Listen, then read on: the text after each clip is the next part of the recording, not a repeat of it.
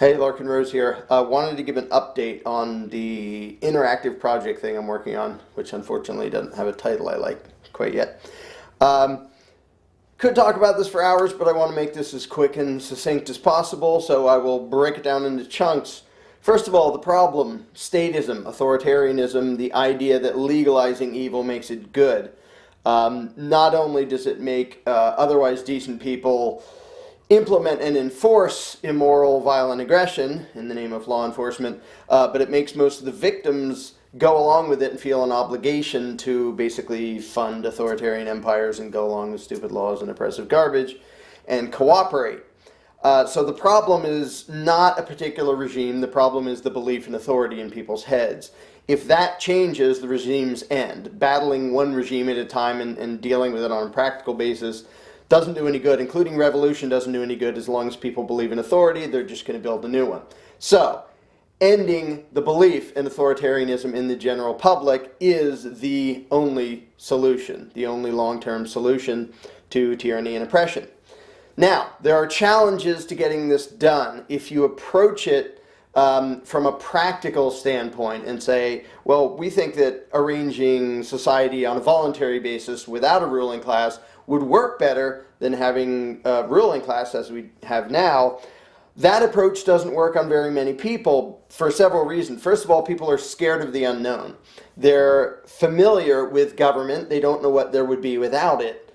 And they've been trained to be scared of the idea of actual freedom. So they will predict, oh, if we don't have a ruling class, we'll all be violent cavemen and be killing and eating each other.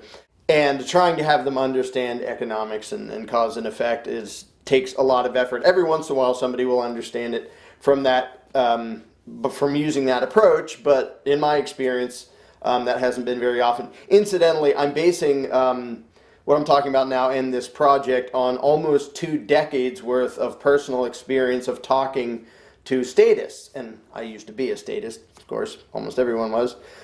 And studying not just the philosophy and the concepts of liberty, which are fundamentally pretty simple, but the psychology of people and the things that get in the way of them understanding it and embracing freedom. It's like once upon a time a lot of slaves used to think that slavery was proper and that's how things are, and they were scared of the idea of being free. Well, that's a mental problem. Like, never mind escaping the physical change, the thing that has to happen first is escaping the mental change. In order to get somebody out of the authoritarian mindset, in order to deprogram them out of statism, you don't actually have to take an external set of ideas and smash it into their heads. And that's the way most arguments and debates go. You believe this, I believe this, we're going to yell at each other until one of us changes our mind, which is probably never, because that hardly ever works. The belief in authority and government is inherently contradictory.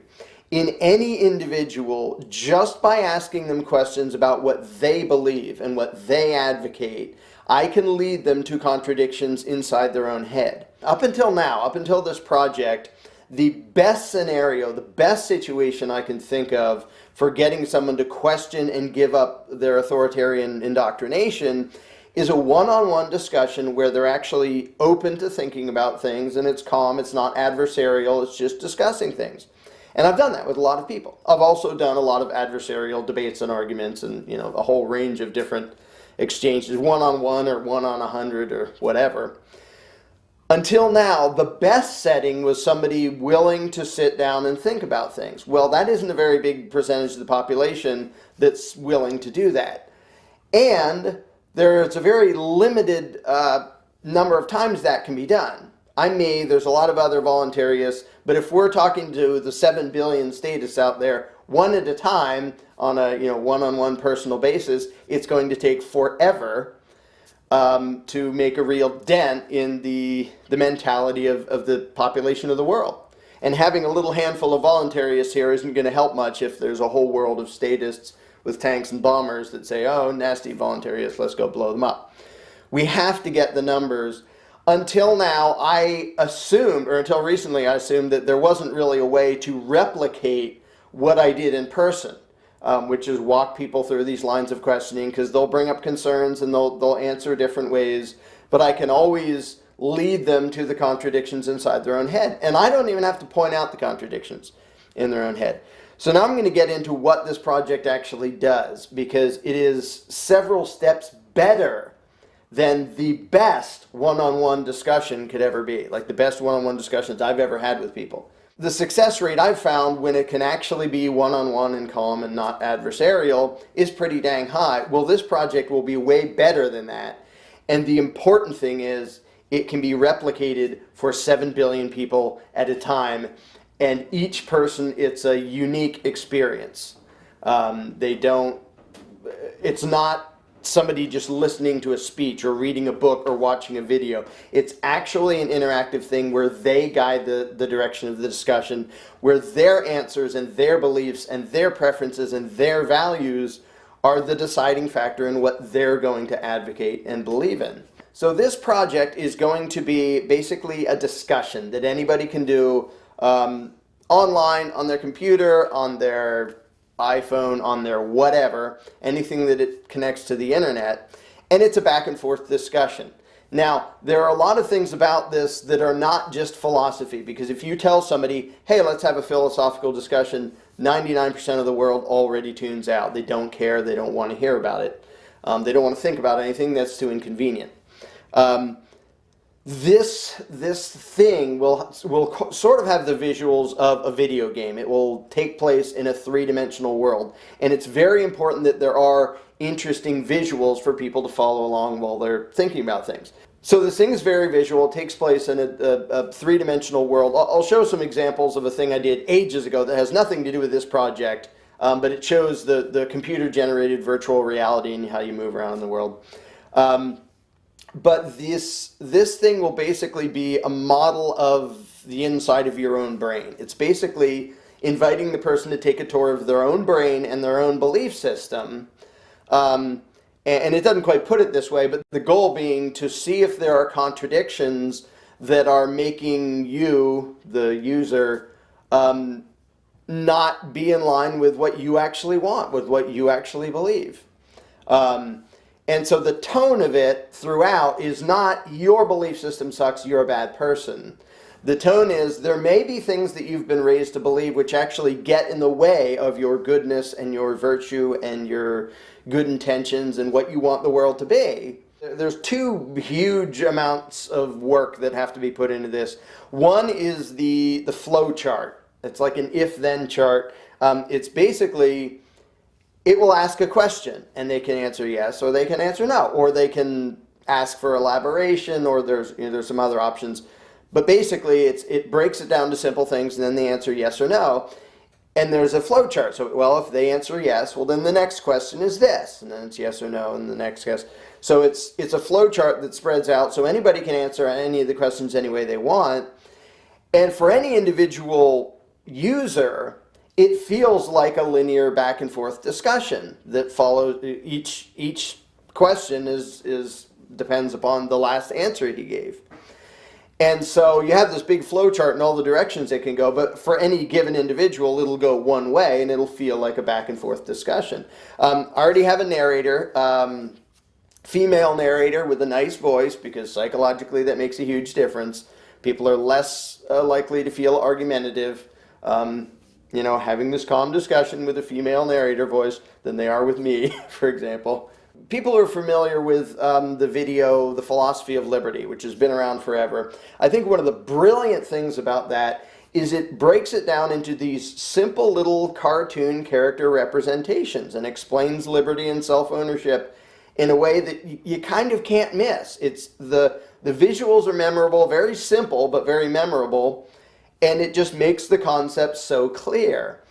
And I think just hearing concepts in words registers in people's brains so much less than if you have a visual concept. You hear the words, you see the concept, you see the representation in front of you. So what they're seeing is they're basically going through a physical tour of a representation of inside their brain. Now, it doesn't look like a mushy brain. It has representations of, here's the memory, here's our perceptions, here's the, at some point I'll do a sketch and you can see how that works. Now I have to build that entire world inside a computer with 3D rendering. It's something I've done before. I already know how to do it. I already have the software. but it takes a lot of time to build an entire world. So visually, you're moving through this world as it's asking you about things, and you're basically examining your own brain. And it's very clear at the beginning about the fact that there's not going to be anything judgmental or argumentative in this. You, the user, you decide what's true and what's false. You decide right and wrong. You decide all of that. It's just a tool to let you look at your own brain. And the only reason that works is because you cannot be a statist without having giant contradictions. So it gently leads them to their contradictions and then lets them decide what to do about it. It never like jumps out and go, haha, that's a contradiction. It doesn't do anything to make them defensive. And the fact that there isn't another human being there, the narrator never says I or me, never argues anything. It's just asking questions, leading people through. The narrator doesn't even have a face. It's a voice that guides you through this 3D world. And you're always in charge, so they never have to feel defensive. And it says up front that if, you can try on an answer and later you can go back and change your answer. And that's one of the things that makes it really complicated to make, but a lot more effective. So it's not like, what's your answer? Yes or no? Ha ha ha. So they don't feel trapped. They can say yes, and then later they can say, well, maybe not always, and back up and change it, like in a real discussion. And the thing is, that's a perfect example of something that most people won't ever do in a real discussion, because especially if it feels at all adversarial, like we have different beliefs, and I just ask you something, and you gave an answer, and you're starting to feel uncomfortable with your answer, the natural thing to do is defend your answer, even if you now think it's stupid, because people are in combat mode. And no, I'm going to cling to whatever I said before, because I don't want to admit, no, that was stupid, I was totally wrong. But in this setting, where it invites you, it's like, try it out. Try out an answer, come back, try the other one, see what you think. There's no judgment, there's no being wrong, and it tells the user this up front. This isn't like a quiz that you either get it right or wrong. It's just a way to help you look into your own brain and see what's going on there. Because that's all you actually have to do to deprogram people out of authoritarianism. But it basically lets people in this visual world ask very simple questions, and they cover things like, it won't be worded this way, but like the idea of, can you delegate a right you don't have? Like, show a little group of people, if you don't have the right to steal his stuff, can you make it so the guy next to you has the right to steal his stuff? Well, no, obviously not. And so it just, well, what if 3 of you want to steal his stuff? And people can answer yes, or people can answer no, and it takes the discussion wherever it goes. There are no dead ends in the flowchart, which is one reason it becomes, massively complicated to make, because people can make the most insane answers ever, and the program doesn't just go, oh, you're too dumb, I give up. It follows through. The only way to all the way finish is to be consistent inside your own head. If you give inconsistent answers like, well, I don't have the right to rob my neighbor, but I do have the right to give a politician the right to rob my neighbor and give it to me. If somebody answers that, it just clarifies the contradiction very gently, nicely. It doesn't say this is a contradiction, but it asks them questions to guide them through it, and then it just leaves them sitting in front of them. Well, you answered this, and then you answered this. Because this program keeps track of their answers so that it can refer back to it. And it's like, well, do you want to change this answer? Or you said this, and you said this. Do you think those match? Stuff like that. Another very important psychological thing is people can totally take their time. I mean, if you're one-on-one and you ask someone a question, what do you think about this? They instantly want to give an answer so they don't sound stupid going, Well, if it's a program, you can sit there for an hour before deciding the answer. And it's made so that you can check out of the application or the program or the whole project, whatever you want to call it, whenever you want and come back whenever you want. So you can go think about a question for a day or a week or a year and then come back and it'll know all the past answers you gave, and it'll pick up where you left off. So there's the 2 huge things that are taking work are the flow chart, where they can give any answer to any questions, and not only does it spread out and the discussion goes wherever it wants, but there are a bunch of fundamental points that the discussion has to get to, so it has to flow in such a way that it'll always get back around, however they answer, it'll get back around to these fundamental points. So it isn't just a free-form wandering off into oblivion discussion that never gets anywhere. And yet the whole time it feels like a smooth back and forth conversation to the individual user. It doesn't just randomly jump to an unrelated question. It always flows. So they feel like they're talking to a human being. But it's different for every user based on their answers. And then the other thing that's going to take a huge amount of work is making this three-dimensional world, the whole thing, and then rendering every single piece, the audio and the video. So for example, you come up to a little display and it gives a little representation and it asks you, well, do you think it's right for this person to do this? And if you say no, then it goes to a different representation and a different question, and it flows. If you say yes, it goes in a different direction. It might physically go into a different direction and show a different representation and something else. Now, that's a thing you can't do with real cameras, but you can with computer-generated graphics. So for the person, it's all one shot. It doesn't cut here and cut there. They are moving through this world. And if they answer yes, then they go that way, which is sort of like a video game. I can choose to go that way, I can choose to go that way. Either way, it's one smooth transition. So this discussion is one smooth linear transition for the user. There's a million ways it could go depending on how they answer.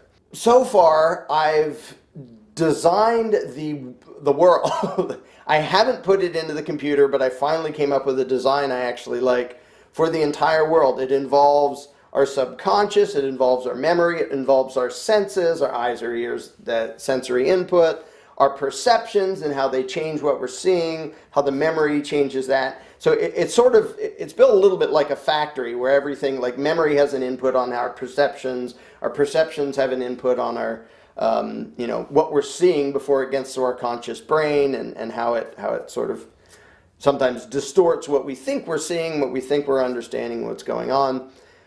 So it's basically this big three-dimensional visual world that I now have the basic structure of the whole thing. That took a while before I got a structure I really liked. So the camera can cruise around in it and explain what's going on. Like, well, here's what we remember, and here are our perceptions, and here's our sensory input, and here's what we believe, here's our belief system, here's our rational processing brain, here's our subconscious.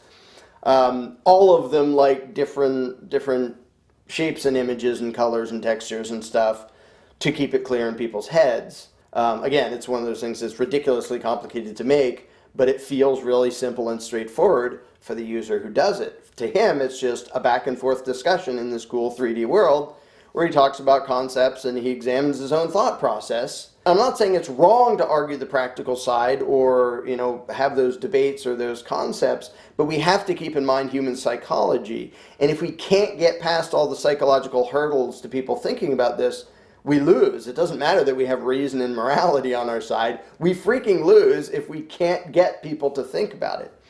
And I think this project will do better than anything I've ever seen or ever heard of at getting the maximum number of people to actually think about these things. The 3D world, now that I finally have the general setup, I have to build it inside the computer. So I just have scribbles and sketches, and maybe I should show some of them at least, although they're ugly because mostly it's just notes to myself of how all the pieces fit together, and just build this. It's almost like a city. A three-dimensional city consisting of all the parts of your brain and how it works. And then the flow chart, the major skeleton is basically done. And by that I mean there are a bunch of pieces that we have to get to. All right, we have to cover this topic. So inside that topic there'll be the little flow chart. If they answer yes, you go this way. But you have to get to each one of those topics. So I have all those topics and the order in which it gets from one to another to make it a realistic flowing conversation, no matter what their answers are. So they can answer at random and it'll still be a flowing conversation, which will get to all the necessary points instead of just wandering off onto a tangent and never coming back. And again, I already have a female narrator I want to use for this. And we will record everything so that it's perfect. In a live discussion, you don't get to sit there for an hour thinking, what is the perfect way to word my next question? In this, you do. And for the user, it's real time. He doesn't have to sit there for an hour waiting for it. So it will be the perfect interviewer. Totally gentle, totally passive, not argumentative. Aside from it being, visual, so it's memorable and all that, and gentle, so it's, people don't need to be defensive, they don't need to feel rushed, any of that. They do it one at a time, at their pace, however they feel comfortable. But the challenge was always, well, how do you repeat that? Because if we do that one at a time, yay, I just talked to this person for a couple hours and now he understands that government is bogus. Meanwhile, how many thousands of statists just got born? Or thousands of people who are going to be made into statists?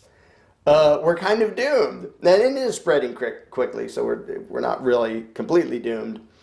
But way better than any movie, any video, any book, any article because those are all just unilateral monologues. And somebody has to listen to it and they're not engaged.